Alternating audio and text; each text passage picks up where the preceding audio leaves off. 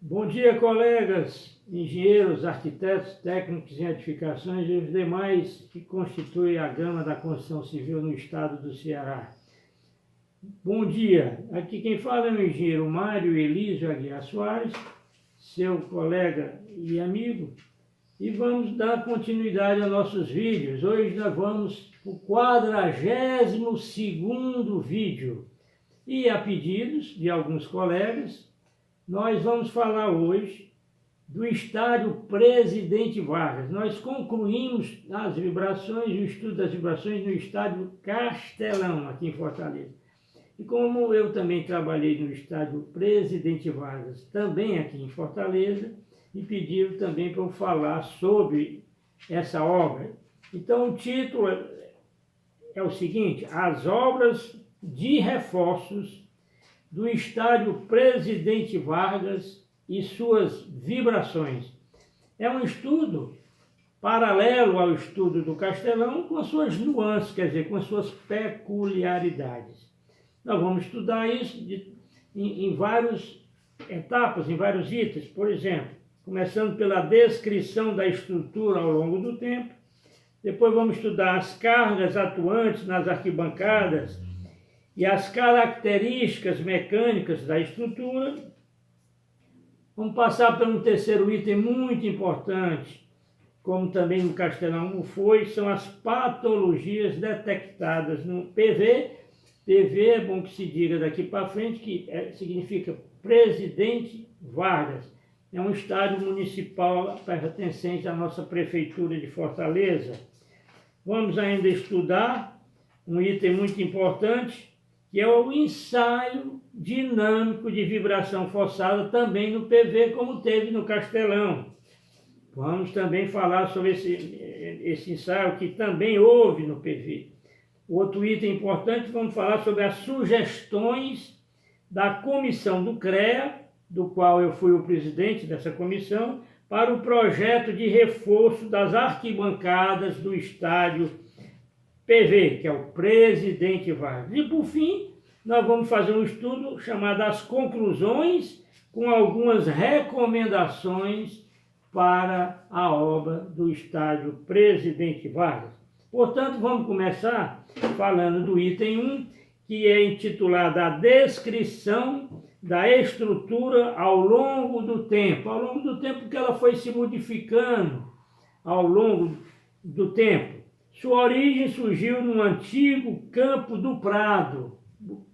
A origem do PV foi no Campo do Prado, aqui em Fortaleza, cuja inauguração ocorreu em 1913. É um estádio mais antigo do que o estádio Governador Plácido Aderaldo Castelo, o nosso Castelão. É mais antigo. Ainda sem as arquibancadas, em 1913.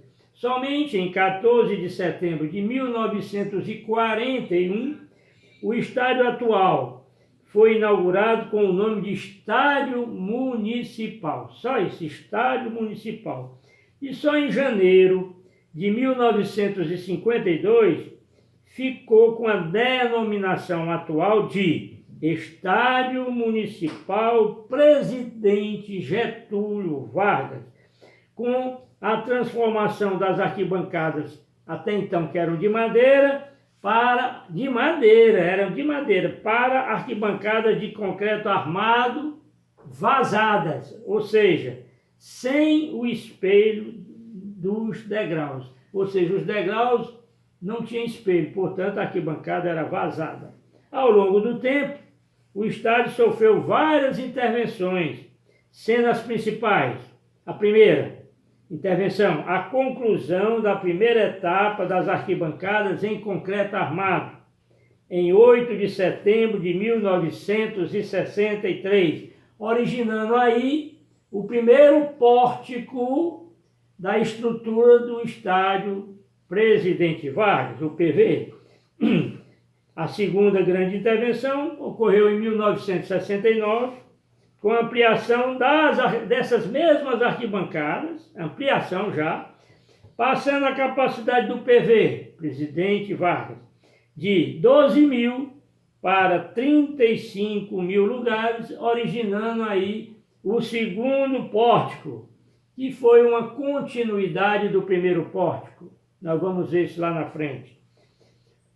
Pórtico da estrutura da arquibancada do estádio Presidente Vargas. O PV, visto em planta, quer dizer, visto de cima, apresenta-se com um formato retangular, com seus 4 vértices arredondados, sendo que sua estrutura atual toda é constituída em concreto armado aparente. A sua estrutura principal, convencional, que é uma estrutura convencional, bem diferente da estrutura do Castelão, que é uma estrutura muito mais moderna e muito mais arrojada. Então, a sua estrutura principal, convencional de apoio, é constituída por 2 pórticos planos e independentes, separados por uma junta de dilatação longitudinal, quer dizer, tá aqui o PV, ele é retangular com os vértices arredondados, e ao longo das arquibancadas tem os pórticos. O primeiro pórtico foi a primeira grande obra do PV, que nós acabamos de falar, e a segunda foi a ampliação que deu continuidade, aqui é um pórtico, aqui deu continuidade ao primeiro pórtico, o segundo pórtico deu continuidade ao primeiro pórtico. Então se formou este pórtico aqui. Então a sua estrutura principal convencional de apoio, que é no plano vertical radial, aqui a gente já aprendeu isso, ó, plano vertical, radial tangencial e radial e transversal radial. Transversal tangencial, transversal radial e o plano vertical. Então vertical, radial é o plano. É constituída, então, essa estrutura principal por 2 pórticos planos e independentes, separados por uma junta de dilatação longitudinal. Por exemplo, está aqui o estádio, está aqui os pórticos. Então, existe uma junta longitudinal, ou seja, ao longo de todas as 4 faces das arquibancadas, de largura igual a 2 centímetros. Quer dizer, essa junta que eu chamo de dilatação longitudinal é exatamente a que separa o primeiro pórtico do segundo pórtico. O primeiro pórtico do segundo pórtico. Aqui é a junta. Primeiro e aqui o segundo, separado por uma junta de dilatação. Esse conjunto é o pórtico, são os pórticos que se apresentam hoje no estádio Presidente Vargas. Toda ela encontrava-se sem o seu respectivo selante, quer dizer, as juntas estavam todas sem um mastique, lamentavelmente. O PV estava numa situação deplorável nessa época, como estava também na época que a gente foi atuar no Estádio Castelão no ano 2000. Inicialmente foi construído entre os anos de 1962 e 1963 o primeiro pórtico, constituído da seguinte forma: o primeiro pórtico são 3 pilares de seção retangular ou quadrada. Consequentemente, se tem 3 pilares, o pórtico é constituído de 2 vãos, com uma viga principal travando a cabeça dos pilares, uma viga principal de seção retangular, servindo de apoio para as vigas longitudinais das arquibancadas, contraventando o pórtico. Quer dizer, você tem aqui o pórtico, né? 3 pilares, 2 vãos, o primeiro pórtico, e aqui vem as vigas longitudinais que se apoiam na viga principal do pórtico para servir de apoio para a arquibancada. E repetindo, o primeiro pórtico é constituído de 3 pilares de seção retangular ou quadrada, consequentemente com 2 vãos, e uma viga principal de coroamento, né, desses pilares de seção retangular, servindo de apoio para as vigas longitudinais das arquibancadas, contraventando assim o pórtico. Em 1969, as arquibancadas foram ampliadas, surgindo o segundo pórtico. Quer dizer, você tem aqui o primeiro pórtico e aqui surgiu o segundo, com a junta de dilatação longitudinal que eu falei, ao longo de toda a extensão da arquibancada. Em 1969, as arquibancadas foram ampliadas, surgindo o segundo pórtico. Como é constituído esse segundo pórtico?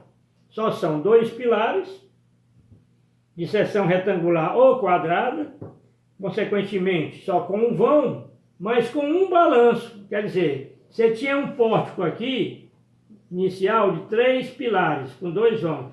Foi feito o segundo pórtico, que é mais elevado, porque ampliou a arquibancada, de 2 pernas, 2 pilares. Aqui um pilar, outro pilar, e aqui, ao se aproximar desse primeiro pórtico, tem um pequeno balanço e a junta de dilatação de 2 centímetros. Então, uma viga principal de seção retangular com altura maior do primeiro pórtico, quer dizer, a altura da viga do segundo pórtico, vamos chamar de H1, é maior do que a altura da viga H2 do primeiro pórtico, servindo de contraventamento para o segundo pórtico. Então, o segundo pórtico é constituído de 2 pilares de seção retangular ou quadrada, com um vão, aqui 2 pilares, um vão e um pequeno balanço.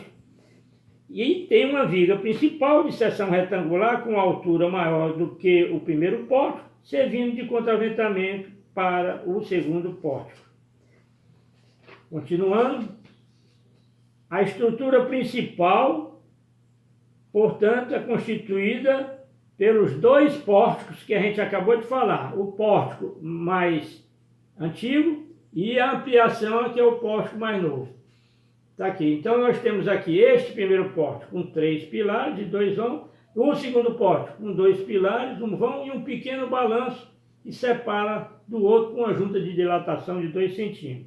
Então, a estrutura principal, constituída pelos 2 pórticos, distanciam-se de 5 a 6 metros. Quer dizer, toda essa estrutura principal, que são os pórticos, estão a cada 5 a 6 metros de distância. No Castelão estavam da ordem de 12 metros de distância, um pórtico para o outro. Ou seja, o dobro da distância dos pórticos do estádio Presidente Vargas, que é uma estrutura mais convencional. Surgindo aí uma junta de dilatação transversal de largura igual a 2 centímetros, a cada 5 ou 6 vãos. Quer dizer, então você tem aqui um pórtico, separado do outro de 5 a 6 metros, outro pórtico. Quando a cada 5 ou 6 vãos de distância de um pórtico para outro, a cada 5 ou 6 vãos, surge uma junta de dilatação agora transversal, porque a junta de dilatação que eu falei anteriormente, essa daqui é longitudinal, ao longo de todo o perímetro da arquibancada. Então, surgindo uma junta de dilatação transversal de largura igual a 2 centímetros, a cada 5 ou 6 vãos dos pórticos, todas também encontravam-se sem o seu respectivo selante ou mastite, lamentavelmente. As juntas de dilatação transversal situavam-se normalmente nos dentes Gerber, que também era como no Castelão. Você tem aqui a viga principal, saem os dentes Gerber, vêm essas vigas de apoio da arquibancada e se apoiam no dente Gerber. As juntas de dilatação transversal situavam-se normalmente nos dentes Gerber, apoiados nas vigas principais dos pórticos.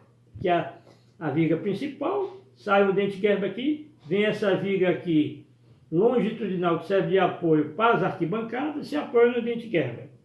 As fundações de todos os pilares são do tipo direta ou rasa, sendo que as 2 que foram escavadas, nós escavamos 2, para a realização das suas inspeções visuais, por exigência da equipe de vistoria técnica estrutural, eram do tipo bloco de concreto ciclópico. Imagine como é antigo o PV. Bloco de concreto ciclópico, que é uma fundação do tipo direta.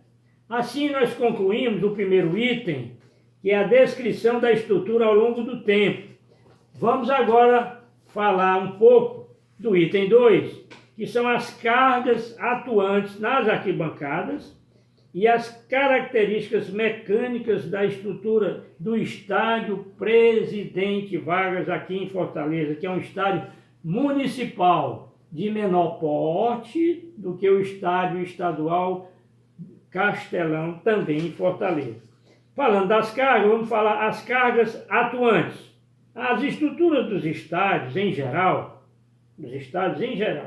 são carregadas por multidões de pessoas, que são os usuários, que nada mais são do que os torcedores, que exercitam várias atividades sobre as arquibancadas, como pular, andar, correr, bater palmas sentado, bater palmas pulando, bater palmas balançando o corpo lateralmente, bater os pés rapidamente, levantar rapidamente,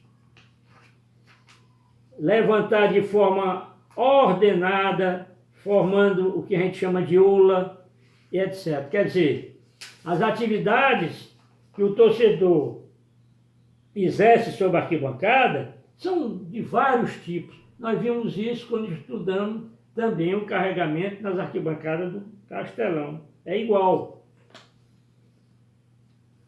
Então, essas atividades, ocorrendo todas essas atividades durante a realização de quê? Dos eventos, que são os jogos de futebol, que são os shows musicais, os eventos religiosos. Então, ocorrendo todas essas atividades, né, que a gente acabou de falar, pular, levantar, bater palma, durante a realização dos eventos, observando que cada uma possui uma faixa de frequência correspondente, quer dizer, cada atividade tem uma respectiva faixa de frequência correspondente, tudo de acordo com o CEB 209/1991, que é o Comitê Europeu do Beton, CEB. Então, o CEB, para cada tipo de atividade que o torcedor exerce sobre as arquibancadas de um estádio, ele possui uma faixa de frequência correspondente para cada atividade. A atividade considerada predominante em estrutura de estádios é do tipo pular. Isso nós vimos também no Castelão, com frequência entre 1,8 a 3,4, e nós acabamos de ver segundo o CEB 209/1991. Portanto, a atividade predominante, que é pular, está numa faixa de frequência de 1,8 a 3,4 Hz. Todos esses movimentos, pular, bater palma, fazer ola e por aí vai, todos esses movimentos geram cargas dinâmicas que resultam em vibrações importantes sobre as estruturas e sensíveis aos seres humanos, que são os usuários, que são os torcedores. Isso também nós vimos muito bem no Estádio Castelão. As nossas normas de estruturas, em especial as que tratam do cálculo estrutural de pontes, consideram as cargas dinâmicas como as cargas estáticas, majoradas por meio de coeficiente de impacto. No Castelão foi adotado um valor de 1,3. Então, portanto, as nossas normas de estrutura consideram nossas cargas dinâmicas como as cargas estáticas, majoradas por meio de um coeficiente de impacto. No Castelão foi usado um valor de 1,3. No entanto, modernamente, se considera os carregamentos dinâmicos por meio de um coeficiente de amplificação dinâmica e não coeficiente de impacto, obtido da onde? Dos ensaios dinâmicos de vibração forçada da estrutura, e nós vimos isso muito bem também no Castelão, para cada modo natural de vibração, sendo assim uma abordagem muito mais adequada, ou seja, muito mais realista, para avaliar o comportamento estrutural das arquibancadas em relação aos estados limites de utilização, como, por exemplo, a abordagem da verificação do conforto humano, por meio da aceleração dos nós, que são os pontos críticos que nós vimos no Castelão, da estrutura das arquibancadas. Resumindo, aquela história de pegar as cargas estáticas e multiplicar por um coeficiente de impacto para obter o comportamento dinâmico está desatualizado. Não é mais possível se raciocinar dessa forma. Você tem que, modernamente, se considera os carregamentos dinâmicos por meio de um coeficiente de amplificação dinâmica obtido dos ensaios dinâmicos de vibração forçada. Por isso que tem que ser feitos esses ensaios de vibração forçada, que foram feitos 2 no Castelão e 2 no estádio Presidente Vargas, da estrutura, para cada modo natural de vibração, porque tem vários modos de vibração que nós vimos. Sendo assim, uma abordagem muito mais adequada e realista. As cargas distribuídas sobre as arquibancadas são as seguintes. As cargas permanentes é o peso próprio e o peso do novo revestimento da estrutura da arquibancada. O peso próprio é o γc, que é o peso específico do concreto, vezes uma altura média. Sabemos que o γc do concreto armado é 2.500 kg força por metro cúbico, vezes a respectiva altura média. E isso, multiplicando, dá o peso próprio, que é uma carga permanente. Outra carga permanente é o peso do novo revestimento. É um γ1, que é o peso específico desse novo revestimento, vezes H1, que é a sua espessura. O peso específico desse novo revestimento é de 2.000 kg-força por metro cúbico, vezes H1, estava dando em média, um peso do novo revestimento, 80 kg-força por metro quadrado. Portanto, as cargas distribuídas sobre as arquibancadas, considerando só as cargas permanentes, que é o peso próprio, mais o peso do novo revestimento, são essas que eu acabei de explicar. Uma observação importante é a carga devido à recuperação das lajes das arquibancadas, e as lajes das arquibancadas, como no estádio Presidente Vargas, todas elas foram recuperadas, por cima e por baixo, também no PV. Então, é a carga, o peso do novo revestimento, é a carga devido à recuperação das lajes das arquibancadas, realizada através de uma camada de microconcreto usinado, autoadensável, de espessura igual a 4 centímetros. Cargas acidentais. Quais são as que estão atuando sobre as arquibancadas do estádio Presidente Vargas de todos os estádios? Vimos as cargas permanentes, agora vamos ver as cargas acidentais.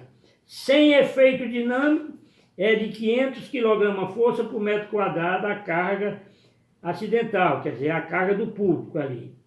Considerando o efeito dinâmico, isto é, considerando os movimentos que os usuários exercitam sobre as arquibancadas, principalmente atividade do tipo pular, como é que se faz para verificar, então, a carga acidental com efeito dinâmico? No PV foi considerada a atuação de 2 pessoas a cada metro.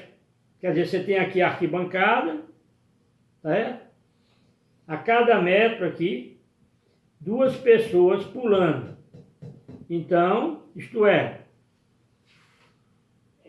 no PV foi considerada a atuação de 2 pessoas a cada metro, sob as suas arquibancadas. Como sabemos que, em média, uma pessoa pela outra, a gente dá em torno de 80 kg-força, como são 2 pessoas por metro, você multiplica 2 vezes 80 kg-força e divide por 1 metro e aqui, no comprimento. E aqui na largura, que é exatamente a largura do degrau do estádio Presidente Vargas, 80 centímetros. Então dá 2 vezes 80 kg-força dividido por 0,8 metros vezes 1 metro e dá exatamente 200 kg-força por metro quadrado. Esse 0,8 por 1 metro são as dimensões de cada degrau, né? 1 metro, 80 é a largura, é aqui onde você bota a cadeira, onde você se senta, nos 80 centímetros. Então assim nós achamos a carga de 200 kgf por metro quadrado. Estamos estudando uma carga acidental na arquibancada do PV com efeito dinâmico. Como não encontrei os resultados dos ensaios de vibração forçada, que foram 2 feitos no PV, adotei o mesmo coeficiente de amplificação dinâmica obtido no estádio do Morumbi, em São Paulo, só para efeito de raciocínio, gente, que foi de 2,82. Então, o coeficiente de amplificação dinâmica no estádio do Morumbi, em São Paulo, foi de 2,82. Logo, o carregamento com efeito dinâmico devido ao público pulando sobre as arquibancadas do PV fica desta forma. Os 200 kgf por metro quadrado que nós acabamos de explicar como é que se obtém, multiplicado aí pelo coeficiente de amplificação dinâmica de 2,82, que dá 564 kgf por metro quadrado. Observação: o coeficiente de amplificação dinâmica obtido dos ensaios dinâmicos de vibração forçada realizados no Morumbi foi de 2,82, obtido da seguinte forma: 2,82 é igual ao primeiro modo de vibração, mais o segundo modo de vibração, mais o terceiro modo de vibração. Quer dizer, para cada modo de vibração, você encontra um coeficiente de amplificação dinâmica, e a soma desses 3 é que gerou o coeficiente de amplificação dinâmica final do estádio do Morumbi, que foi de 2,82. Hoje a gente conclui dizendo que as cargas distribuídas que atuam sobre as arquibancadas são de 2 grandes tipos: as cargas permanentes, que são o peso próprio e o peso do novo revestimento das arquibancadas, por cima, por baixo, e as cargas acidentais são de 2 tipos: sem efeito dinâmico e com efeito dinâmico. E essas cargas acidentais é exatamente considerada devido aos movimentos que os torcedores exercitam sobre as arquibancadas, principalmente a atividade pular. No vídeo seguinte, que é o 43º G, nós vamos estudar as características mecânicas da estrutura, concluindo o item 2 e passando posteriormente para as patologias detectadas no PV. Espero que tenham gostado desse introito sobre o estudo das vibrações e reforços no estádio Presidente Vargas, um estádio municipal aqui em Fortaleza. Peço mais uma vez que visualizem, mas clicando no link, só vale se clicar no link. Divulguem para os colegas, amigos e parentes, e quem não se inscreveu, que se inscrevam. A inscrição é só uma vez, mas toda vida que eu lançar um vídeo, vocês têm que visualizar, e para visualizar, cliquem no link. Muito obrigado e até o 43º vídeo.